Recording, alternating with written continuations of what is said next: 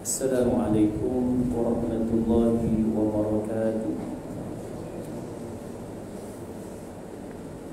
Bismillahi walhamdulillah, wassalatu wassalamu ala rasulillah wa ala alihi wa sahbihi wa man nasarahu wa wala.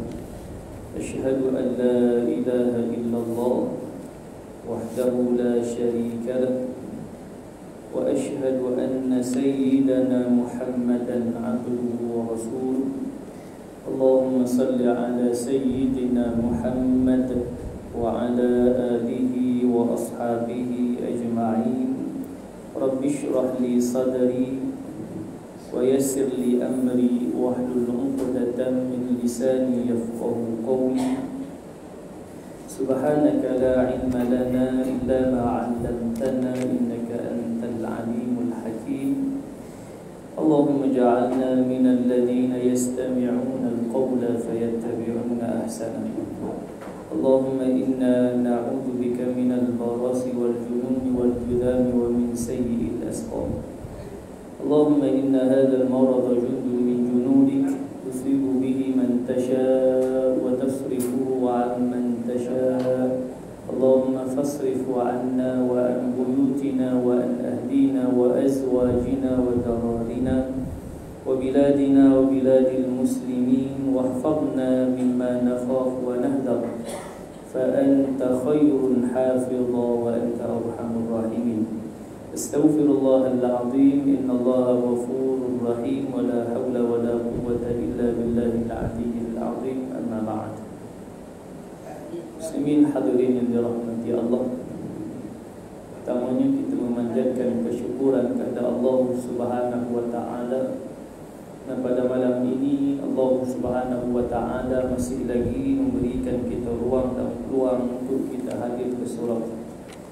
Dan insya-Allah ruang masa maghrib isya kita pada malam ini kita akan meneruskan pengajian kitab Aqidatul Najim.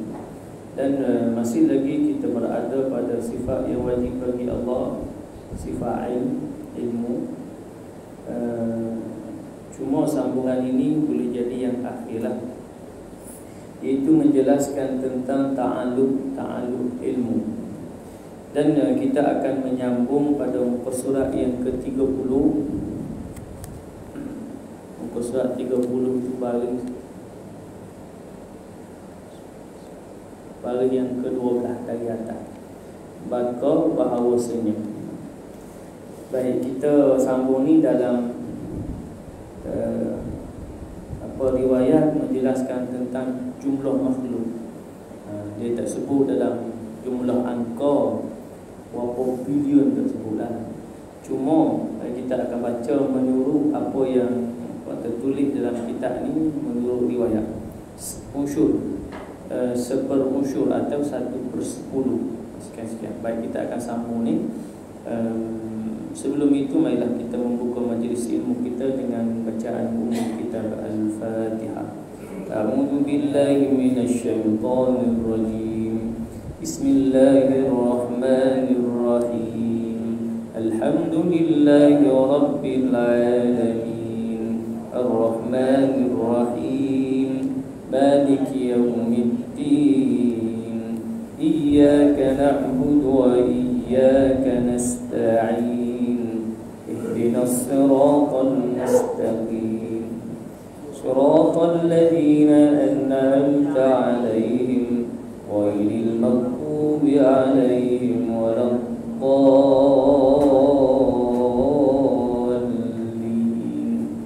آمين. وقال المؤلف رحمه الله تعالى ونفعنا بعلومه في الدارين آمين آمين اللهم آمين. Maka bahawasanya berkata Sun Haji dalam Kanzul Asrar, dalam kitabnya Kanzul Asrar, bahawasanya segala anak Adam, manusia, satu unsur, iaitu 1/10. Anak Adam ni 1/10 jin. Maksud seorang anak Adam disebut 10 jin. Kalau 1 juta, 10 juta itulah. Dia tak bagi jumlah yang tepatlah secara nisbah. Mana anak Adam manusia lebih sedikit banding jin, gitulah mudah faham. Kemudian dia sambung lagi, dan segala anak Adam dan jin campur. Anak Adam dan jin mana campur manusia dan jin, satu unsur sekalian binatang darat. Manusia, jin semua ni 1/10 daripada jumlah binatang. Banyak binatang darat, banyak kan. Sebesar-besar gajah empuk besar. Dulu dinosaur. Dah binatang besar apa? Gajah empuk. Sekecil-kecil, kalau tak nampak dengan mata kasar, kuman, virus. Virus tu hidup juga kan. Binatang virus, Allah Alam kan?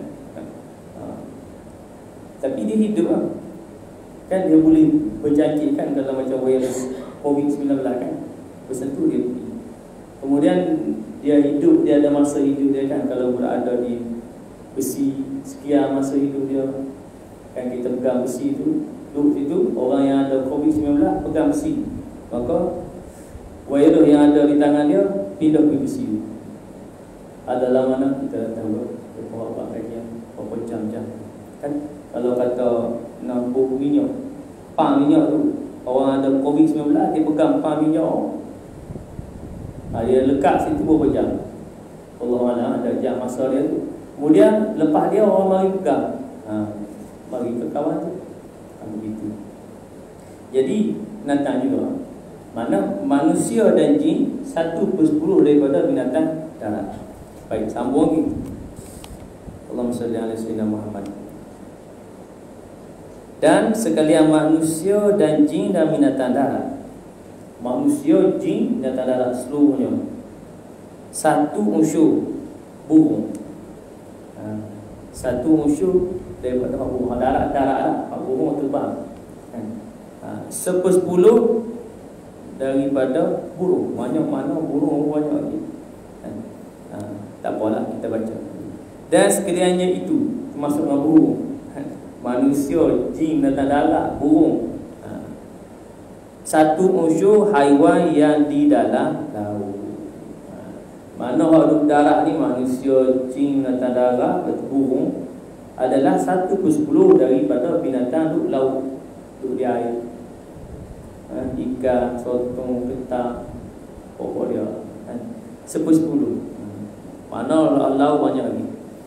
Dan sekalian binatang laut dan darat, jin dan manusia, semua sebut tadi ni, sekaliannya itu satu unsur malaikat yang ada pada bumi. 1/10 daripada malaikat yang ada pada bumi semua tadi. Mana malaikat yang ada di bumi banyak lagi daripada semua tadi. Ada bumi. Kemudian dan dihimpunkan sekaliannya yang tersebut itu, masuklah malaikat bumi, daripada segala dia ulang balik, daripada segala jin dan manusia dan binatang laut dan darat dan sekalian malaikat yang ada di bumi, itu satu unsur malaikat yang ada pada langit yang pertama. Semua tadi ni 1/10 daripada malaikat yang ada di langit pertama. Ini yang bagi riwayat daripada kitab Kanzul Asrar lah, kita baca. Dan sekalian yang tersebut itu satu unsur malaikat yang ada pada langit yang kedua. Semua termasuk langit pertama 1/10 pada langit yang kedua. Dari langit kedua tu banyak. Demikianlah berganda-ganda hingga sampai kepada kursi dan arash. Padahal arash itu 1000 bilik. Arash tu ada 1000 bilik. Maka jikalau dihimpunkan sekalian malaikat yang dalam 7 petai langit itu, dan malaikat yang pada bumi, dan sekalian binatang laut dan daratnya, satu unsur daripada malaikat yang 1 bilik. Daripada 1000 tadi, semua yang tadi itu 1/10 daripada malaikat yang ada pada 1 bilik. Pada sekalian bilik arash yang tersebut itu. Situ habis. Nak sebutnya dalam banyak-banyak ni, ramai lagi malaikat. malaikat ramai. Iyalah, kan Allahumma salli ala sayyidina Muhammad, setiap orang dia ada dah malaikat raqib atid. Kan? Jadi confirm dah setiap orang tu dapa dah. Setiap orang ada dua lah dia. Malaikat itu dan lain-lain lagi lah. Baik. Ayat tu Allahumma salli ala Muhammad mari sebut daripada kitab Kanzul Asrar karangan Al-Imam Sunhaji.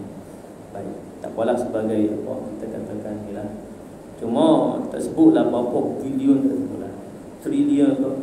Cuma dia menis dari sudut nisbah tu lah.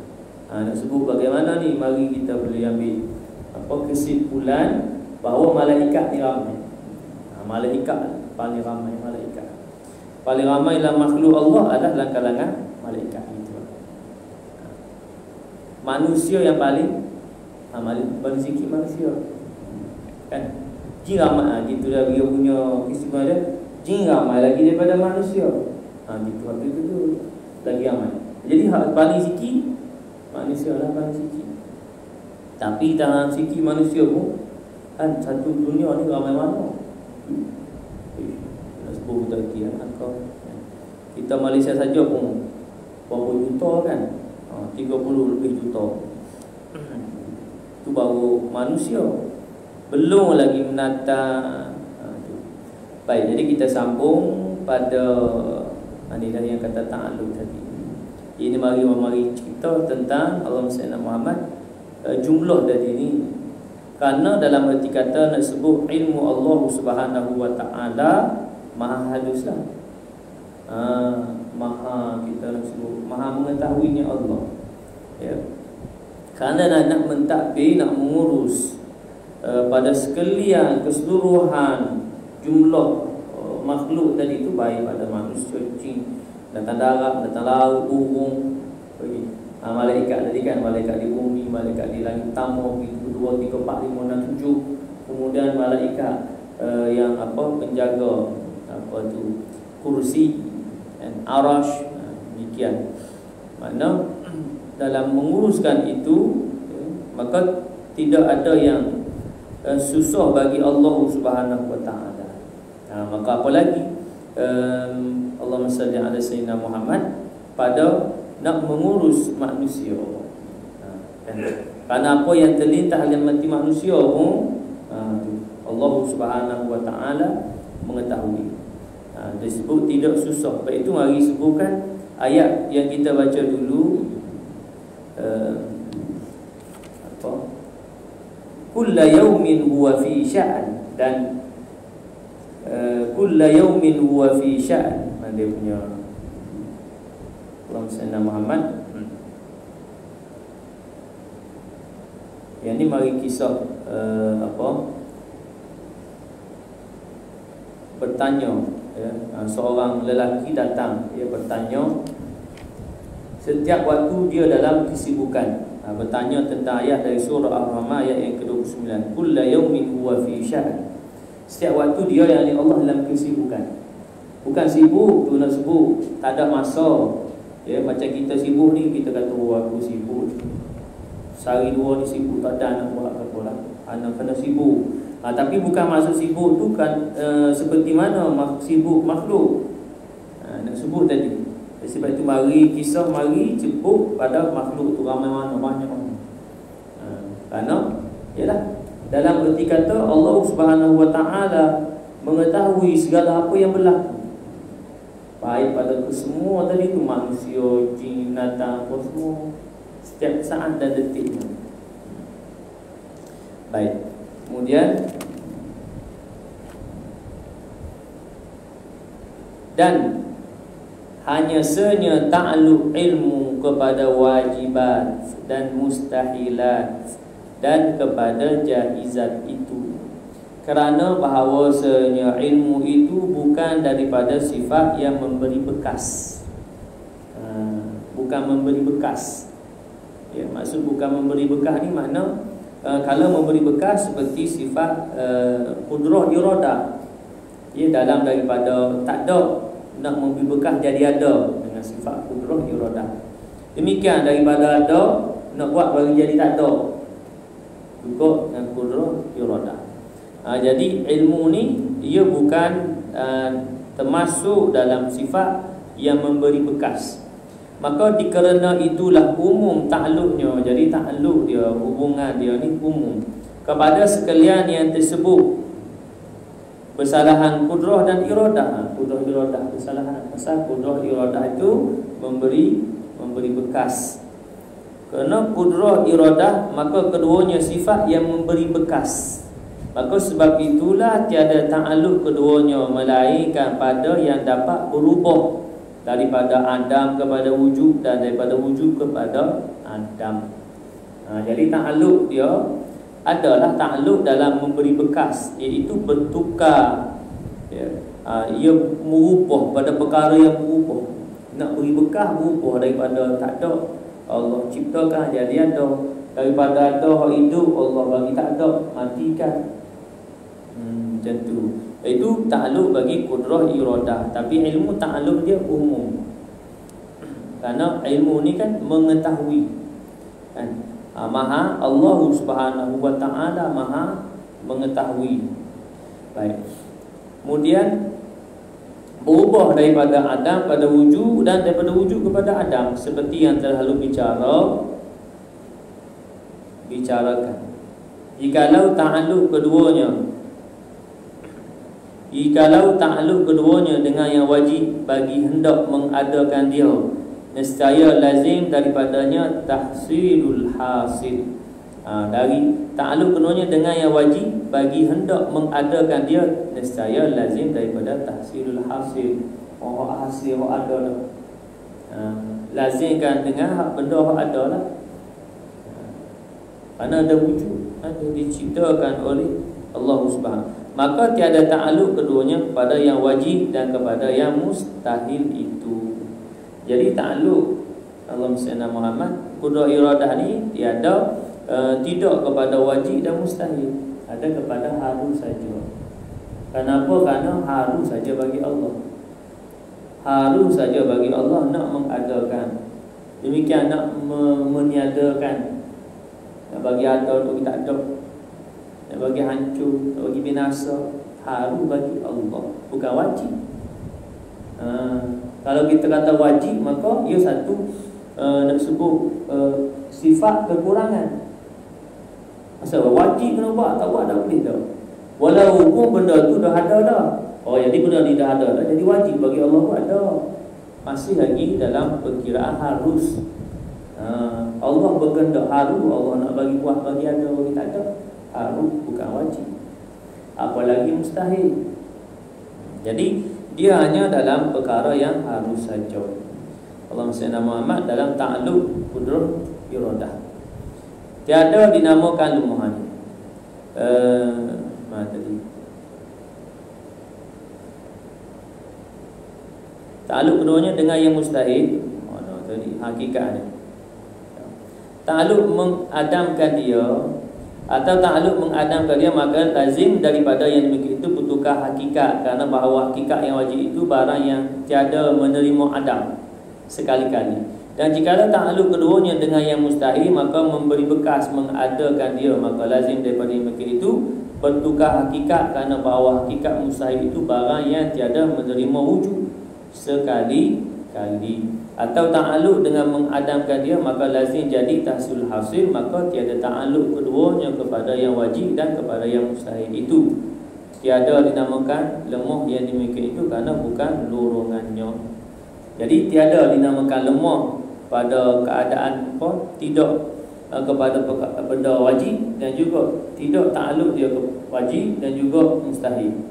Tidak dinamakan lemah. Malah kalau ta'alluq pada wajib dan juga mustahil, maka ia boleh dinamakan lemah.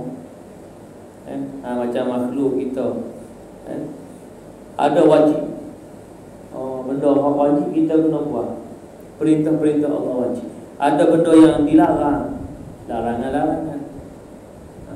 Ada memang wajib kita buat, walaupun dia bukan datang daripada kewajipan syariat tu. Maksud macam kayak syariat tu, sembahyang, puasa, makan, minum.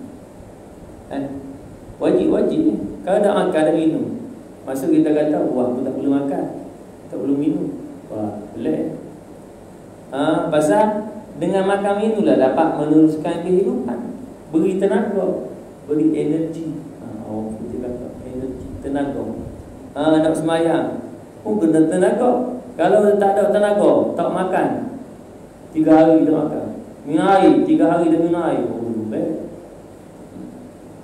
kalau tak percaya try buat. Puasa sehari pun puasa tu daripada terbit fajar ke terbenam matahari pun puasa rumah dah. Kalau 3 hari ada orang nak mogok lapar 3 hari, try tengok mogok lapar 3 hari, tengok mana lepas 3 hari lembek. Tu kerana apa kita nak sebut sifat makhluk. Mana ada, walaupun kita kata mu nak makan apa, mu tak si makan tak apa, cuma nak sebut wajib tu nanti kata kalau tak makan akan menyebabkan mudarat, boleh bawa kepada mati. Makna wajib kita makan. Baru dari sudut makan banyak lagi lah benda-benda lain yang wajib pada kita. Jadi dengan wajib tadi menyatakan bahawa pada sisi makhluk ni dah lemah. Dengan ada perkara yang wajib dia kena buat. Wajib kena makan, macam-macam lagi lah yang lain dalam kehidupan, baik manusia, baik binatang semua. Kan? Wajib makan ni kita kata wajib semua umum lah, semua. Binatang darat, binatang laut. Kalau kita belum binatang tak bagi makan, tak apa, binatang ni tak payah makan. Tak perlu makan. Ada binatang tak payah makan. Ada lah tu patung lah. Patung apa? Patung kucing ke? Patung kucing kita dah ni. Binatang ni aku tak payah makan. Memang ada patung nak makan. Apa ni nak hidup? Yang ada hayat kehidupan yang Allah beri. Jadi bila disebutkan ta'alluq tu kepada wajib dan mustahil, maka dinamakan dia ada sifat lemah. Pasal wajib tak kena buat. Tu. Baik. Jadi pada makhluk ya memang ada pasal makhluk ni lemah. Memang kena makan, kena segala lah yang kena tu. Bila tak makan boleh mudarat, boleh mati dan sebagainya. Baik, maka sampai situ selesailah kita membicarakan sifat yang wajib bagi Allah, sifat ilmu. Maka hak situ nak cerita tentang ta'alluq ilmu. Baik, jadi kita terus kepada sifat yang wajib bagi Allah, ya, sifat yang keempat daripada sifat ma'ani, iaitu hayat. Dan kata musannif, wal hayatu wa hiya la tata'allaqu bi syai'in. Ia nak sebut artinya, dan yang keempat daripada sifat ma'ani itu hayat, artinya hidup yang tiada dengan nyawa, tiada dengan nyawa, dan tiada dengan nafas, dan tiada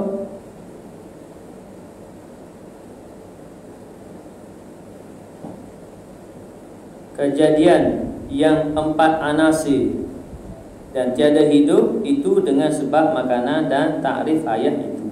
Baik. Jadi tiada dengan 4 anasir itu apa tu?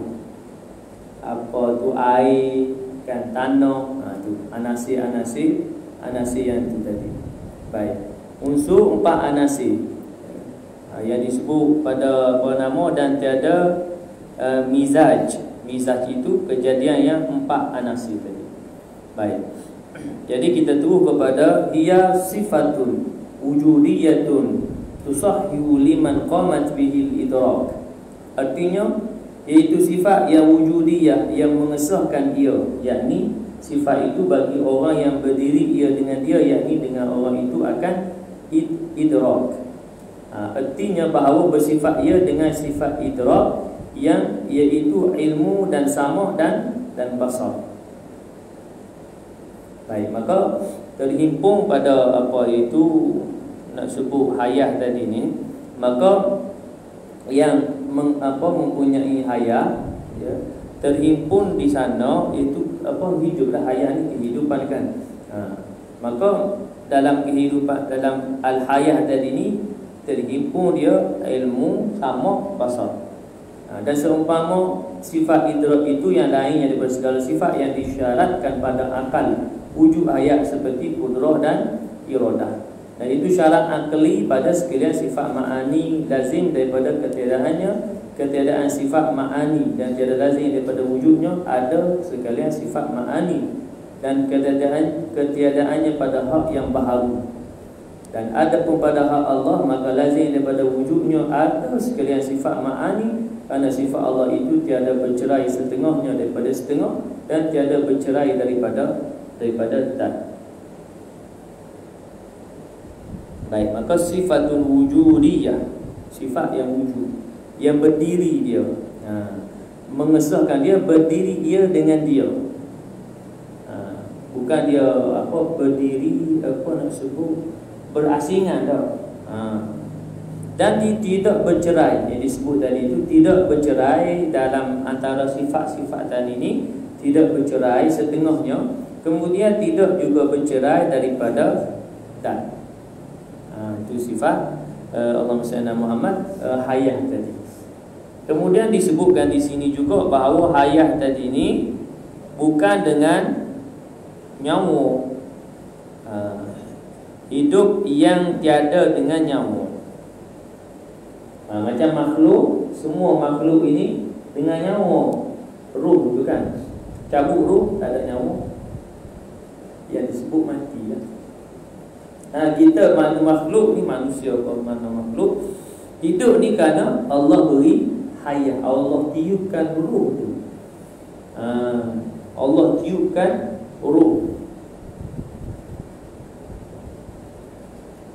Ayat dari surah As-Sajdah, ayat ke-berapa tu, yang mana Allah sebut bahawa Allah menjadikan, kita mari kita tengok ayat, orang nampak ada punya. Baik, ayat dari surah As-Sajdah, thumma ja'alna lahu min sulalatin min ma'in mahin thumma sawwahu wa nafakha fihi min ruhihi wa ja'ala as-sam'a wal absara wal af'idah. Maksudnya Allah Subhanahu wa taala meniupkan ruh. Meniupkan ruh tu barulah yang disebut bahawa Allah beri hayat kepada makhluk manusia lah. Khusus ayat tu mari cipta manusia. Kemudian Allah ciptakan, Allahumma salli ala Muhammad, pendengaran, penglihatan kan? Kemudian hati, iaitu fungsi utama lah, ya, fungsi utama itu dalam nak mendapatkan ilmu, nak dapat ilmu tu penglihatan, pendengaran dan hati lah, qulub atau fuad, yang nak faham. Dia kata ilmu fis sudur, di dada. Fis sudur tu pada tu fuad atau qalb. Jadi itu kita nak sebut bahawa makhluk ini Allah tiupkan ruh, summa sawwahu wa nafakha fihi min ruhihi. Allah tiup ruh barulah hidup. Kemudian Allah cabut ruh melalui malaikat Israel, cabut ruh, mati. Ada habis dah fungsi segala tubuh jasad, kaku tak ada boleh berdoa apa. Jadi jasad itu tak ada beri manfaat dah, kena diurus jenazah. Jasad tu dipanggil jenazah, diurus, dimandikan, dikapankan, disembahyangkan dan dikebumikan. Pasal tak ada lah habis ayat cabut ruh lah, tak ada nyawa lah. Kalau simpan lagi tak ada fungsi dah. Ada orang yang kata dia buat apa, ada lah jadi yang mana orang asli dia awet simpan ni. Tadi buka boleh buat apa, dia pun dah bergerak, tak boleh cakap, semua tak ada apa dah. Kerah gitu. Sebab itu tak ada ayat, tak ada ruh dah. dikebumikan. Pasal dah tak ada apa-apa. Ruh dia berpisah daripada jasad. Ruh berpindah alam. Yang disebut berpindah ke alam barzakh. Baik. Kemudian maka di situ nak disebutkan bahawa yang mempunyai nyawa, yang ada apa itu yang kata nafsu, yang ada nafsu, nyawa dan nafsu ini adalah makhluk yang bernafas. Dengan bernafas tu kan, baik manusia, baik segalalah kejadian yang lain. Kemudian tiada hidup itu dengan sebab makanan. Yang kita sebut tadi kan, wajib makan. Kerana makhluk ni hidup dengan sebab makan. Bukan hidup dengan sebab makan. Hidup tu kali itu hukum dia dengan sebab Allah begitu. Cuma makan tu sebagai jalan nak memberikan tenaga. Kalau tak makan, ada tenaga makin lemah, boleh jadi mudarat, kemudian boleh jadi mati. Jadi disebut sebab musabab kepada mati dia sebab dia tak makan. Dia mau lapar seminggu tak makan. Lembik orang dapat tinggal tulang. Lepas tu lepas minggu tu apalah apa yang dia berkehendakkan, mogok-mogok ni pasal ada yang kalau dia hendak tu tidak terpenuhkan, tidak dipenuhi, maka dia pun mogok. Kalau di Malaysia ni jaranglah jadi mogok gitu. Mogok tak berlaku di tempat kita. Mogok lapar mogok kan. Kemudian mari habis masa mogok dia dah lembek. Dah pergi makan pun tak ada. Lepas tu mati. Jadi itu sebab musabab. Kerana dalam kehidupan ni ada bekas pada Allah SWT. Setiap yang berlaku dia disebut sebagai sebab musabab. Ada juga yang tidak melalui sebab musabab, yang disebut khariqul adat, yang mencari adat. Pelik. Benda pelik. Benda biasa ikut adat. Bila bakar, bila nyala api, batu bakar, terbakarlah dia. Khariqul adat, mencari adat pelik. Bakar tapi tak terbakar. Jadi api tidak memberi bekas dengan membakar, kerana Allah berkehendak agar api itu tidak memberi bekas membakar. Seperti mana Namrus membakar Nabi Allah Ibrahim AS. Dalam api yang besar, marah. Allah berfirman kepada api, qulna ya narkuni bardan wa salaman ala Ibrahim. Wahai api, mu jadi sejuklah. Wahai api ni panas, membakar. Qulna ya narkuni bardan, wahai api, hang jadi sejuk. Wa salaman ala Ibrahim, dengan sejuk dari itu beri selamat kepada Nabi Ibrahim. Tu. Jadi tapi khariqul adat ni nanti kita akan bertemu dalam perkara khariqul adat dalam perbahasan Allahumma salli ala Muhammad, berkaitan dengan nanti kita akan masuk menceritakan tentang Nabi dan Rasul, sifat yang wajib bagi Nabi. Kemudian perkara khariqul adat yang Allah punya kepada Nabi, mukjizat irhas, kemudian diceritakan bersama dalam bahagian tersebut, perkara khariqul adat, mencari adat yang lain-lain, karamah, ma'unah, istidraj dan lain-lain. Perkara pelik-pelik yang berlaku dalam dunia, ia berlaku bila mana Allah berkehendak agar dia berlaku, baik kepada orang Islam dan juga kepada orang bukan Islam, kerana Allah berkehendak demikian. Jadi kebanyakannya bila mari ada sebab. Kematian pun, dia ni muda lagi baru 40 tahun, dia muda lagi baru 30 tahun, dia mati tu. Sebab musabab tengok serangan jantung itu adalah bila mati muda ni biasa macam-macam lah. Mari zaman moden ni macam-macam penyakit pun penyakit moden juga. Penyakit ni moden hari ni COVID-19. Dulu masih lagi tak ada ubat, tak ada vaksin ubat lah kan, iaitu HIV. Tak ada ubat, tak ada lagi. Kalau dulu HIV ni disebutkan banyaknya berjangkit dia semua kena hak dah ada jarum tu. Sekarang ni hak jarum ni tak ada, kurang dah HIV. Pasal dah ada ni, dah ada sintetik yang PP tu. Tak kongsi jarum dia kena jadi tu. HIV tu kerana berkongsi jarum. Sekarang ni mari dia punya statistik HIV. Saya ada itu terlibat dengan seminar kan, nak cerita kepada Tuan Imam, kerana kan nanti nak menikah tu kan dia kena isi saringan HIV tu. Kenapa penting isi HIV tu? Lalu ni statistik yang banyak kes HIV tu daripada mana? Hubungan, kalau sebelum ni hubungan bebas kan, lelaki perempuan bebas.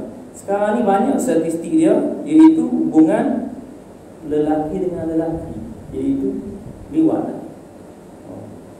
Mana dengan liwat tadi tu boleh kena HIV. Dan HIV tu tak ada ubat lah. Cuma hari ni disebutkan bahawa dia ada ubat yang nak merendahkan dia punya virus HIV tu lemah. Sehingga kan disebutkan bahawa pasangan HIV ni boleh menikah. Maksudnya kalau boleh jadi lelaki tu HIV, ada HIV, boleh menikah walaupun isteri bukti tak ada HIV, tapi boleh berjalan selamat dalam hubungan dia. Dan sebut sini pun tak pernah sedap juga suruh hubungan dia dengan sarung tu lah. Dan demikian kata boleh juga tanpa sarung. Hubungan suami isteri, Allahumma salli ala Muhammad, tak sekali kan. Allahumma salli ala Muhammad, iaitu ketika mana selepas daripada makan ubat tu, mana virus dia tu kira tahap yang sangat lemah, tidak dapat nak jangkit kepada pasangan. Kemudian disebutkan bahawa pasangan HIV ni boleh jadi suami HIV, isteri. Dia boleh melakukan hubungan, tidak bawa pergi kepada isteri, dan juga boleh nak mendapatkan anak dan tidak pergi kepada anak. Cuma teknologi perubatan, cuma nak bagi hilang tu HIV tak ada. Bila kenal sekali semua hidup, dia kena makan ubat. Tiap hari makan ubat. Dia jadi macam penyakit itulah, cimani nak makan ubat. Tahu ni tidak hari nak makan, ikut masa yang ketat. Itu kena kata penyakit model ini dulu ada, Allahu a'lam. Kan hak mutakhir ni dah lah ni HIV. Kemudian dalam HIV tu tak ada ubat lagi, mari pula COVID. Nak cari vaksin semua tu kan. Baik. Kalau hari ni pun banyak tu 800 tu. Kan? Yang diumumkan untuk hari ni 800 lebih kes. Baik. Jadi mana tadi? Jadi sampai situ dululah. Bermula ta'rif ini muhtamal. Jadi yang situ kita akan sambunglah. Hanya kita baca malam ini sebagai muqaddimah kepada sifat hayah, iaitulah hidup, sifat hayah. Allah Maha hidup, hayyun la yamut. Satu, hayyun la yamut, hidup dan tidak akan mati. Berbeza pada makhluk, hidup kerana Allah beri hidup, dan satu ketika dan saat nanti akan mati belaka. Kullu nafsin dha'iqatul maut. Setiap yang bernyawa akan mati belaka. Itu makhluk. Kullu man 'alaiha fan wa yabqa wajhu rabbika dzul jalali wal ikram. Setiap kullu man 'alaiha fan, setiap apa pun ni akan fan, binasa, hancur belaka. Bila berlaku kiamat, api hancur belaka. Bumi, matahari, bulan, semua hancur belaka.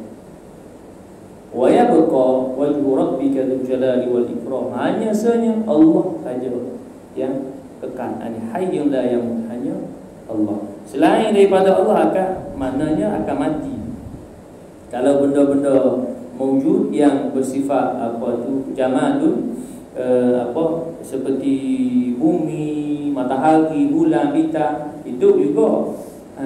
Hidup kerana dia bergerak. Dia akan hancur juga, hancur binasa. Baik, muslimin hadirin yang dirahmati Allah. Demikian sekadar itu perbincangan kita pada malam ini, iaitu kita selesai membicarakan sifat yang wajib bagi Allah, sifat ilmu. Kemudian kita masuk pada muqaddimah pada sifat hayah. Dan sehingga muka surat yang ke-31 lah, baris pertama tu, bermula ta'arif ini. Nanti yang ini insya-Allah bermula ta'arif ini kita akan sambung pada pertemuan yang akan datang sekiranya diizinkan Allah Subhanahu wa taala. A'udzu billahi minasyaitonir rajim. Bismillahirrahmanirrahim. Alhamdulillahi rabbil alamin wassalatu wassalamu ala asyrafil anbiya'i wal mursalin wa ala alihi wa sahbihi ajma'in. Allahumma inna nas'aluka ridhaka wal jannah wa na'udzu bika min sakhatika wan nar. Allahumma innaka 'afuwwun karim tuhibbul 'afwa fa'fu 'anna wa an walidina wa an jamil muslimina wal muslimati bi rahmatika ya arhamar rahimin. Allahumma faqihna fid din wa 'allimna at-ta'wil wahdina siratal mustaqim. Allahumma ij'al jam'ana hadha jam'an marhuma wa tafarruqana min ba'dihi tafarruqan ma'suma. ولا تجعل اللهم فينا ولا معنا ولا من يتبعنا شقيا ولا مطرودا. اللهم أغننا بالعلم وزينا بالحلم وأكرمنا بالتقوى وجملنا بالعافية. ربنا آتنا في الدنيا حسنة وفي الآخرة حسنة وقنا عذاب النار. وصلى الله على سيدنا محمد وعلى آله وصحبه وبارك وسلم والحمد لله رب العالمين. سبحانك اللهم وبحمدك أشهد أن لا إله إلا أنت أستغفرك وأتوب إليك. بسم الله الرحمن الرحيم. والعصر إن الإنسان لفي خسر إلا الذين آمنوا وعملوا الصالحات وتواصوا بالحق وتواصوا بالصبر. وبالله التوفيق والهداية. السلام عليكم ورحمة الله وبركاته.